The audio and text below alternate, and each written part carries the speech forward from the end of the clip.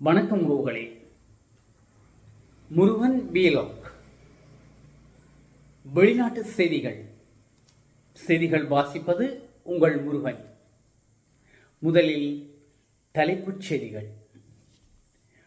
போலீசுக்கு போன் எடுத்தால் இனி ஏஐ தான் பேசுமாம். அமெரிக்காவுடன் போர் பதட்டம், வீரர்களை தயார்படுத்தும் வெனிசுலா. பள்ளத்தாக்கில் கவிழ்ந்த பேருந்து, 37 பேர் ஸ்தலத்திலே உயிரிழப்பு. பெருநாட்டில் சோகம். இந்தியாவின் வரி குறைக்கப்படும், ஜனாதிபதி டிரம்ப்.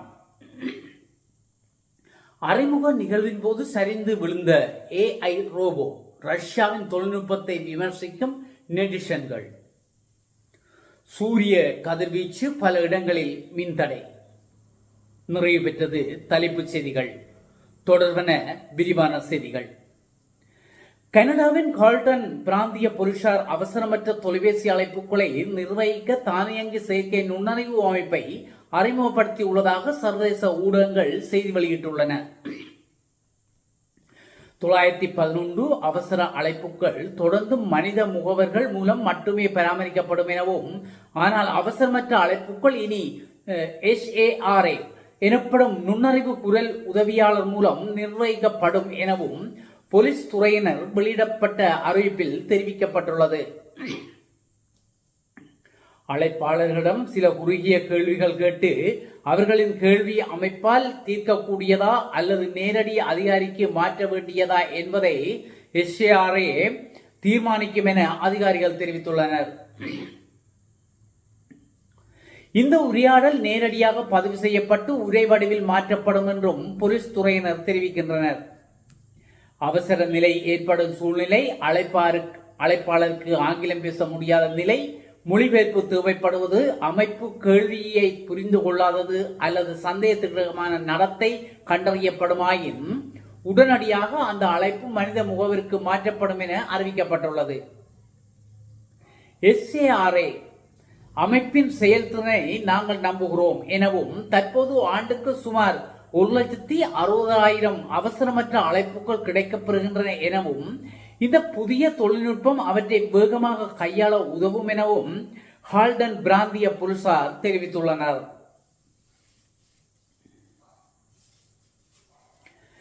தென் அமெரிக்கா நாடான வெனிசுலா கடல் மார்க்கமாக தங்கள் நாட்டுக்குள் போதைப் பொருட்களை கடத்தி வருவதாக அமெரிக்க ஜனாதிபதி டொனால்ட் ட்ரம்ப் குற்றம் சாட்டி வருகிறார். போதைப்பொருள் ஒழிப்பு நடவடிக்கை என்ற பெயரில் பசிபிக் மற்றும் கரீபியன் கடல் பகுதிகளில் சந்தேகத்துக்குரிய கப்பல்கள் மீது தாக்குதல் நடத்தி வருகிறது. ஆனால் இந்த குற்றச்சாட்டை வெனிசுலா ஜனாதிபதி நிகோலஸ் மதுரோ திட்டவட்டமாக மறுத்துள்ளார். கப்பல்களில் பயணித்தவர்கள் மீனவர்கள், தொழிலாளர்கள் என்றும் சர்வதேச சட்டத்தை மீறி அமெரிக்கா தாக்குதல் நடத்துவதாகவும் அவர் குற்றம் சாட்டியுள்ளார். இந்நிலையில் கரீபியன் கடற்பகுதியில் போர்க்கப்பல்கள், போர் விமானங்களை அமெரிக்கா குவித்து வருகிறது. அத்துடன் உலகின் சக்தி வாய்ந்த USS ஜெரால்ட் ஆர் பேட்ஃபோர்ட் என்ற விமானம் தாங்கி போர்க்கப்பலை அனுப்பி வைத்துள்ளது. இது போருக்கான அறிகுறியாக பார்க்கப்படுகிறது. இதனால் கோபமடைந்த வெனிசுலா பதிலடி கொடுக்க ஆயத்தமாகி வருகிறது. அதன்படி சிறப்பு அவசர நிலைமை ஜனாதிபதி நிகோலஸ் அறிவித்துள்ளார். பிளான் இண்டிபெண்டன்சியா 200 என்ற திட்டத்தின் கீழ் நிலம், கடல், வான் வெளியில் பாதுகாப்பை பலப்படுத்த உத்தரவிட்டுள்ளார். ரஷ்யா மற்றும் சீனாவிடமிருந்து பெற்ற வான் பாதுகாப்பு அமைப்புகளும் ஏவுகணைகளும் எல்லையில் தயாராக உள்ளதாகவும் அவர் குறிப்பிட்டுள்ளார்.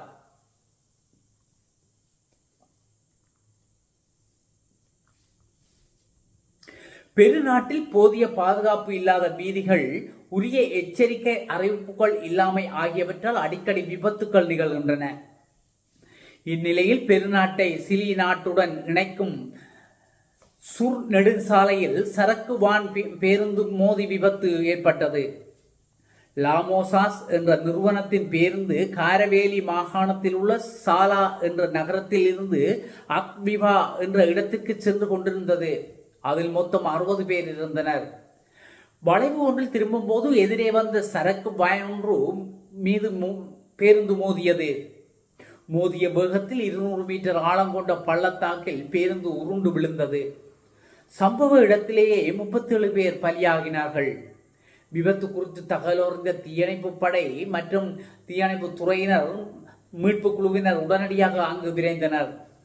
மீட்பு பணிகளில் இறங்கிய அவர்கள் இடிபாடுகளில் இருந்து 37 சடலங்களை மீட்டனர். படுகாயமடைந்த 26 பேரை மீட்டு மருத்துவமனைக்கு அனுப்பி வைத்தனர். அவர்களில் 3 பேரின் நிலைமை கவலைக்கிடமாக உள்ளது. இதனால் பலி எண்ணிக்கை மேலும் உயரலாம் என எதிர்பார்க்கப்படுகிறது.